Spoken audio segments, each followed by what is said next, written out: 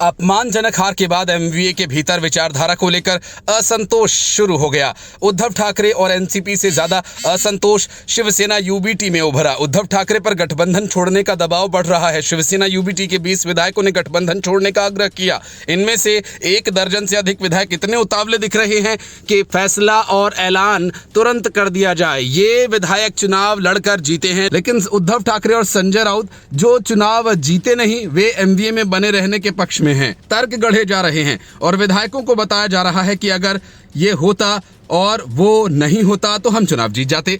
इसमें विचारधारा को छोड़ने का कोई संकट नहीं, लेकिन विधायकों का मानना है कि शर्मनाक हार का एकमात्र कारण एमवीए की विचारधारा है, क्योंकि इस गठबंधन में रहने के चलते शिवसैनिकों को उनके मूल विचार हिंदुत्व से समझौता करना पड़ गया।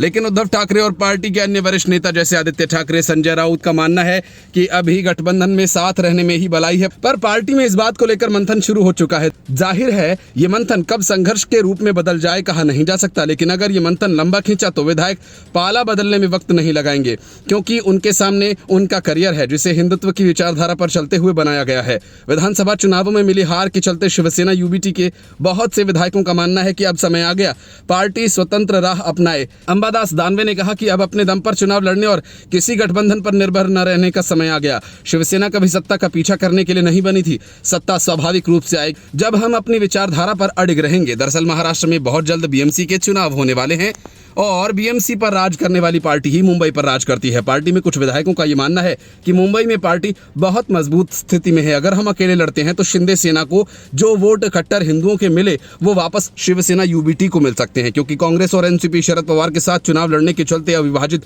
शिवसेना के कोर वोटर्स शिंदे सेना की ओर चले गए। इस पर सवाल ये उठता है कि क्या ये उचित समय होगा? बीएमसी चुनावों में ज्यादा समय भी नहीं बचा है।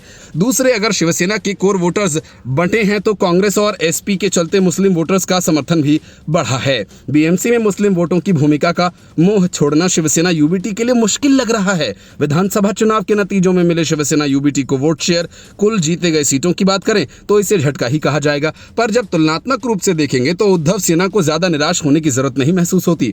वोट प्रतिशत ये उम्मीद जताती है कि फिर मेहनत करके पार्टी को अपने पैरों पर खड़ा किया जा सकता है। शिंदे सेना को जो वोटों की बढ़ोतरी हुई वो एनसीपी के साथ हुई, मतलब ये वोट बीजेपी के थे। इसलिए अगर एमवीए छोड़कर उद्धव ठाकरे अपना अलग अस्तित्व भी बनाते हैं तो कोई खास उम्मीद नहीं जागती। ये भी हो सकता है कि उल्टा वोट प्रतिशत और कम हो जाए। शिवसेना यूबीटी की हार के पीछे विचारधारा का अंतर्विरोध काम कर रहा था, पर यह कितना सही है ये कहा नहीं जा सकता। शिवसेना यूबीटी के एक नेता ने कहा कि एमवीए में अंतर्निहित विरोधाभास है। यह बीजेपी और शिंदे शिवसेना का विरोध करने के लिए बनाया गया गठबंधन है, लेकिन यह स्वाभाविक रूप से एक सुसंगठित गठबंधन नहीं है। Bureau report, news of India.